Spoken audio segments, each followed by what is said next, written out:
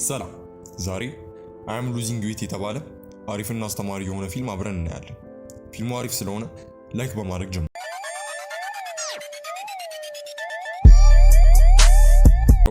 በአንድ ራሻ ከተማ ውስጥ አንያ የተባለች በሃያዎቹ ዕድሜ የምትገኝ ከአካል ገንቢና ከዋና አሰልጣኝ ፍቅረኛዋ ሲኒያ ጋር እያወሩ ያሳየናል።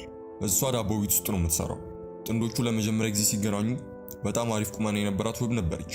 ነገር ግን ከወራት በኋላ ክብደት በጣም መጨመር ጀምራለች። አንድ ቀን ለጓደኛቸው ሰርግ ተጠርቷል።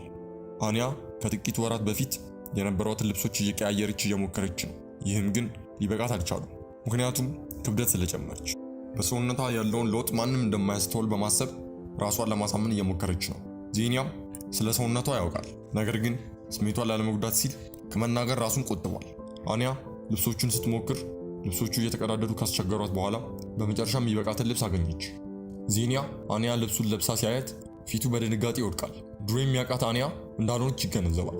ሰርጉ ላይ ከሷ ጋር መታየት አልፈለገም፣ ምክንያቱም ሁሉም የአካል ብቃት እንቅስቃሴ ጓደኞች በቦታው ስለሚገኙ። እቤት እንድትቆይ ብሎ ሌላ ስራ ይሰጣታል።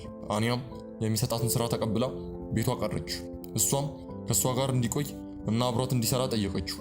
ነገር ግን ዚኒያ አዲሶቹ ሙሽራ መልካም ጋብቻ እንዲሆንላቸው መመኘት እንዳለበት ያስረዳታል። ከመሄዱ በፊት እሷን አንስቷት አንድ ቦታ ላይ ያስቀመጣት። ከዚያም አንያ ልትስመው ስትሞክር ይርቃታል። አንያ ምልክቱን አስተዋለች፣ ግን እንደተጎዳች ራሷን ደብቃለች። ዚኒያ ከሄደ በኋላ ልብሷን ቀይራ ራሷን ስትመዝን 76 ኪሎ እንደሆነች አወቀች። ምንም እንኳን ስለ ክብደቷ መጨመር ሁልጊዜ ብትናደድም ራሷን ለመቀነስ ውሃ ብቻ መጠጣት እንዳለባት አሳመነች። ነገር ግን በዚያ ቅጽበት የሚያወፍር ምግብ እየጠበሰች ፍቅረኛዋን እየጠበቀች የፌስቡክ ፎቶዎቹን እያየች ነው። ፎቶዎቹን እያየች ሳለ በሰርጉ ላይ የዚኒያና የጓደኞቹን ምስል አስተዋለች። ፎቶውን አቅርባ ስታይ ዚኒያ ከአሪፍ ቁመና ካላቸው ሴቶች ጋር መሆኑን አስተዋለች። ይህም ረበሻት። ከዚያም የአንድ ሴት ፕሮፋይልን ስትመለከት አንድ ሴት ዚኒያን ጉንጩን እየሳመች ቪዲዮ አየች። ቪዲዮው አንያ እንድትለብስ እንድትቀባባና ወደ ሰርጉ እንድትሄድ ያነሳሳታል። እሷን ወደ ቦታው ለመውሰድ ወደ ጓደኛዋ ናታሻ ትደውላለች። ናታሻም አንያ ክብደት እንደጨመረች አስተውላለች። ግን ለሷ አንያ አሁንም ቆንጆ ነች። በሰውነቷ እንድትተማመን ነገረቻት።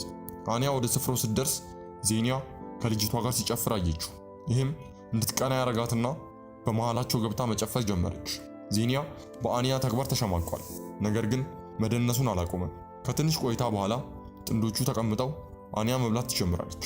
ከዚያም ከሴቷ ጋር ለምን እንደጨፈረ ጠየቀችው። ነገር ግን ዚኒያ ዝም ብሎ እንደ ድንገት እየጨፈረ እንደነበር ገለጸላት። አንያ በጣም ማፋጠጧን ስትቀጥል በመጨረሻም እሷን መውደድ እንዳቆመ ነገራት። በተጨማሪም እሷ ከመብላት በቀር ምንም እንደማታረግና ሸክም እንደሆነችበት ነገራት። አንያ እንባዋ መጥቶ ከማልቀሷ በፊት አዲሶቹ ተጋቢዎች ወደ እነሱ ሲቀርቡ ፈገግ ለማለት ሞከሩ።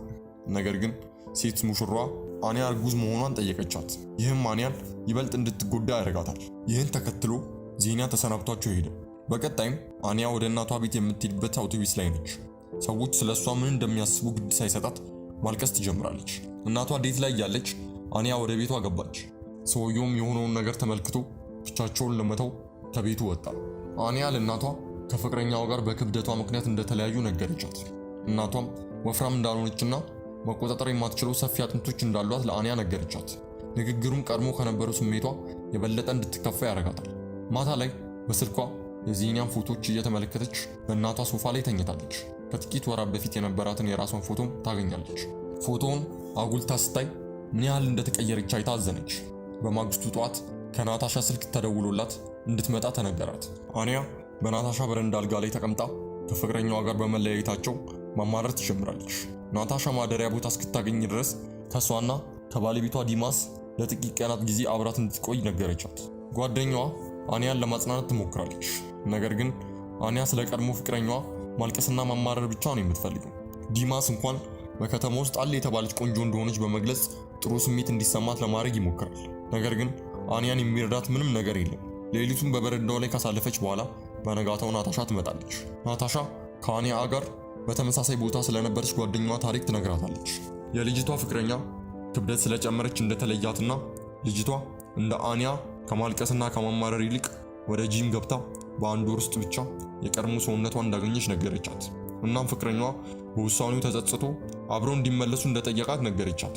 አኒያ ወደ ጂም ለመግባት በቂ ገንዘብ እንደሌላት ስትገልጽ ናታሻ ከከተማ ውስጥ ባሉ ጂም ቤቶች ላይ የሳምንት የነፃ ሙከራ እንድትጠቀምና በነፃ እንድትሰራ ሐሳብ አቀረበች። በማግስቱ ጠዋት አኒያ ውሃ ብቻ እየጠጣች ለመጀመሪያ ጊዜ በህይወቷ ወደ ጂም ሄደች። መስራት ስትጀምር ከአንዱ መሳሪያ ላይ በድንገት ትወድቃለች። ነገር ግን ልፋቷ ሁሉ ከንቱ ይሆናል፣ ምክንያቱም ከአንድ ሰዓት በኋላ የሚያወፍር ምግብ ስለበላች። በሬስቶራንት ውስጥ የምትሰራው ናታሻ ምግቧን ትጥልባታለች። እቅዷን እንደ 2 ሰዓት ማቆየት ባለመቻሏ ትናደድባታለች። ወደ ቤት ስትመለስ አኒያ በሰውነቷ ላይ ሞይስቸራይዘር አድርጋ በፕላስቲክ መጠቅለያ ሰውነቷን ትጠቀልላለች። አሁንም ምግብ እየበላች የጠቀለለችው ፕላስቲክ ትንሽ ውፍረት እንድትቀንስ እንደሚያደርጋት ታስባለች። ሌሊት ላይ ከፍሪጅ ውስጥ ተደብቃ ምግብ ለመብላት ስትሞክር በናታሻ ትያዛለች። ቀጣይም ጤናማ ያልሆነ ምግብ መብላት እንደሌለባት ትወስናለች። ነገር ግን ይህ ለእሷ በጣም ከባድ ነው፣ ምክንያቱም እሷ በዳቦ ቤት ውስጥ ስለምትሰራ። ኬክ እያስተካከለች ሳለ በድንገት ክሬም ትልሳለች። ከዛም 10 ቁጭ ብድግ ትሰራለች። ቀኑን ሙሉ ምግብ ስሟን ሲጠራ ይውላል፣ ነገር ግን ራሷን ትቆጣጠራለች። አንድ ጊዜ ሙሉ ኬክ ይዛ ብቻዋን ቀርታለች። ለመብላት ሰበብ ለመፍጠር ለብዙ ደቂቃዎች ትኩር ብላ ትመለከታለች። ራሷን መቆጣጠር አቅቷት መደርደሪያውን ሁላ ሰበረች። ከዚያም ኬኩን መብላት ጀመረች። አኒያ ችግር እንዳለባት ተገነዘበች። የአመጋገብ ችግር ካለባቸው ሰዎች ጋር የራስ አገዝ ቡድን ፈልጋ ተቀላቀለች። በሴቶች ቡድን መካከል ኮሊያ የሚባል ሰው አለ። አኒያ ራሷን እንደ ኤንጅላ አርጋ በማስተዋወቅ እናም የአመጋገብ ችግር እንደሌለባት ተዋሻለች። ይልቁንም ስለ አመጋገብ ችግር ታሪክ የምትጽፍ ጋዜጠኛ እንደሆነች ገለጸችላቸው። ቡድኑ የአመጋገብ ችግር እንዳለባቸው እውነታውን ሳይቀበሉ ምክንያቱም መደርደር ይጀምራሉ። በዚህ የተናደደው ኮሊያ እያንዳንዳቸው እና ራሱን እየጠቆመ ወፍራም ብሎ ጠራቸው። በተጨማሪም አኒያ ችግር እንዳለባት መቀበል ስለማትፈልግ ጋዜጠኛ ነኝ ብላ እንደዋሸች ግልጽ እንደሆነ ተናገረ። አኒያም ስልክ የተደወለላት አስመስላ ስብሰባውን ትታ ትወጣለች። ነገር ግን ኮሊያ ተከተላት። በአቅራቢያው ወደሚገኝ ሬስቶራንት ጋበዛት። አኒያ የምትሄደው ደግሞ ምግብ አለ ስላላት ብቻ። ኮሊያ አንዳቸው ለአንዳቸው የአካል ብቃት ስፖንሰር እንዲሆኑ ሐሳብ አቀረበላት። በዚህ መንገድ በየቀኑ ስፖርት እንደሚሰሩና ማንኛውንም ነገር ከመብላታቸው በፊት አብረው እንዲወስኑ፣ በተጨማሪም በሂደቱ ስሜታዊ ድጋፍ እንደሚሰጣጡ ነገራት። አኒያም እርግጠኛ ሳትሆን ዝም ብላ ተስማማች። ከነጋታው ጀምሮ በየቀኑ ጠዋት ስፖርት መስራት ጀመሩ። መጀመሪያ ላይ አኒያ ኮሊያ ጋር ለመሆን ፍቃደኛ አልነበረች፣ ግን ጊዜ እያለፈ ሲሄድ ጥሩ ሰው እንደሆነ ተገነዘበች። ለእሷ እንግዳ በሆነው ገላው እንኳን አያፍርም። ከእሱ ጋር ጊዜ ማሳለፍ እሷም ሰውነቷን እንድትወድ ያደርጋታል። ከእያንዳንዱ ምግብ በፊት እየተነጋገሩና ተመሳሳይ ችግር ስላለባቸው እርስ በእርስ መረዳዳት ጀመሩ። ብዙም ሳይቆይ አኒያ ክብደቷን ቀስ በቀስ መቀነስ ጀመረች። ወደ ውሃ ገንዳ ስትሄድ በራስ መተማመን ስሜቷ መነሳት ይጀምራል። ብስጭት በተሰማት ጊዜ ሁሉ ኮሊያ ከጎኗ ነው። ጭንቀታቸው ለማስታገስ ሲሉ ሁልጊዜ ይጮሃሉ። አኒያ ክብደቷን ቀንሳ ከዜኒያ ጋር ብቻ መሆን የምትፈልገው፣ ይህም ኮሊያን እንዲቃና ያደርገዋል። በአንድ ወር ከግማሽ 10 ኪሎ ቀንሳ ዜኒያን እንደገና ለማግኘት ትዘጋጃለች። የመዋኛ ልብስ ገዝታ ወደ መዋኛ ገንዳ ገብታ እሱ እንዲያያት እየሞከረች ነው። ዜኒያም ሲመለከታት በጣም በለውጧ ተደናግቷል። ትንሽ ከተጫወቱ በኋላ ገንዳ ውስጥ ገብተው ውሃ እርስ በርስ መረጫጫት ጀመሩ። ከዚያም ሰርጉ ጋር የነበረችው ልጅ መጣ ዜኒያ ፍቅረኛው እንደሆነች ለአኒያ አስተዋወቃት። አኒያ ለሁለተኛ ጊዜ ልቧ ተሰበረ። እሱን ለመርሳት ሌሊት ሙሉ እየጨፈረችና መጠጥ እየጠጣች ቆየች። በማግስቱ ጠዋት እርቃኗን ኮሊያ አልጋ ላይ ራሷን አገኘች። እርቃኗን እንዳላያት ኮሊያ ይነግራታል። ትናንት ምሽት እንደሚያሳየን አኒያ ከማይታወቅ ሰው ጋር ሰክራ ልትሄድ ስትል ኮሊያ ባለመፍቀዱ ሰውየው ደብድቦት ያሳየናል። በቀጣይም ወደ እናቷ ቤት ሄዳ ሁሉንም ነገር ትነግራታለች። ከዚያም እናቷ አኒያ ገና በልጅነቷ ጥላት በሄደው አባቷ የተጎዳች ስለሚመስላት ሄዳ እንድታየው ነገረቻት። አኒያ እናቷን ያለቻትን ገብቷት አባቷን ለማግኘት በሚቀጥለው ቀን ሄደች። ኮሊያ እንዲወስዳት ጠይቃው አብረው ሄዱ። በመንገዳቸው ላይ ኮሊያ ብዙ ጊዜ ወደ እሷ ለመቅረብ ይሞክራል። ይህም እንደሚወዳት ያሳየናል። ነገር ግን አኒያ የሱን ድርጊት ትሸሻለች። በመጨረሻም አባቷ ሰርጂ ከሴት ጋር በሚኖርበት የእንጨት ቤት ውስጥ አገኙት። አኒያ ለምን በህይወቷ ውስጥ መግባት እንደማይፈልግ ጠየቀችው። ሰርጂ በበኩሉ ስጦታ ይዞ ወደ ልደቷ የመጣበትን ጊዜ ያስታውሳል። ነገር ግን እሷ መስኮቱ ጋር ሆና ሰደበችው። ማታ ላይ አኒያ በድንገት ሻማ ጣለችና የእንጨቱ ቤት በእሳት ተቃጠለ። ሰርጂ ቤቱን በመበላሸቱ ይጮህባታል። ለደህንነቷ ግን ምንም ደንታ አልነበረው። አኒያና ኮሊያ ወዲያውኑ ወደ ቤታቸው ተመለሱ። ከመለየታቸው በፊት አፍንጫውን ትስመዋለች። ኮሊያ ስለሳመችው ተደስቶ እየነዳ ይሄዳል። ሰዓቱን ሽጦ አበባ እየገዛላት ነው። በቀጣይም ዜኒያ አኒያን አግኝቶ ይቅርታ ጠየቃት። ከዚያም ትንሽ ከወሩ በኋላ አብረው ይተኛሉ። ኮሊያ አበቦቹን ይዞ ሲመለስ ድርጊታቸውን አይቶ ተበሳጭቶ ይሄዳል። በማግስቱ ጠዋት አንያ ከወራት በፊት ከነበረችበት አቋሟ አሁን እንደምትሻል ነገራት። ይህ አንያን ለሰውነቷ ብቻ እንደሚፈልጋት እንዲሰማት ያደርጋታል። ከዚያም እንደገና ጭቅጭቅ ውስጥ ገቡ እና ዜኒያ ሄደ። የዚያ ምሽት ከጓደኛዋ ጋር ለመሆን ኮሊያ ጋር ሄደች። ነገር ግን ኮሊያ በጣም ስለተናደደ አፕል ሰጣትና አሁን ክብደቷን ስለቀነሰች ግንኙነታቸው ማብቃቱን ገለጸላት። በሚቀጥለው ቀን ጠዋት ወደ ናታሻ ቤት ትሄዳለች። ነገር ግን ቤቱ ዝግ ነው። ከዚያም ቤት ውስጥ ለመግባት የጎረቤቷን መስኮትና የቧንቧ መስመር ተጠቀመች። ናታሻና ባሏ ተጨቃጭቀው ተለያይተዋል።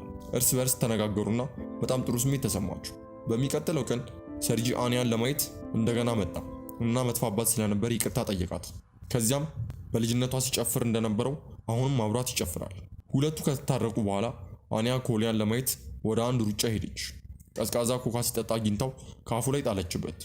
እሷም እሱ በቂ የሰውነት ክብደት ስላልቀነሰ ምንም ቢሆን እሱን የመርዳት ኃላፊነት እንዳለባት ነገረችው። በሩጫ ላይ ተሳትፈው በሙሉ ኃይላቸው አጠናቀቁ። በመጨረሻም ኮሊያ እሷን ለመሳም በቂ ድፍረት አገኘ። በህይወቷ ለመጀመሪያ ጊዜ ስለ እሷ የሚያስብ ወንድ እንዳለ ተረዳች። እውነተኛ ደስታ ልክ እንደ ኮሊያ ራሳችንን ስንቀበል ነው። ሁልጊዜ ጤንነቱን ለማሻሻል በትጋት ይሰራ ነበር። ነገር ግን በቁማናው ምንም አያፍርም ነበር። የዛሬው ፊልም ይህን ይመስል ነበር። ሰብስክራይብ፣ ላይክ፣ ሼር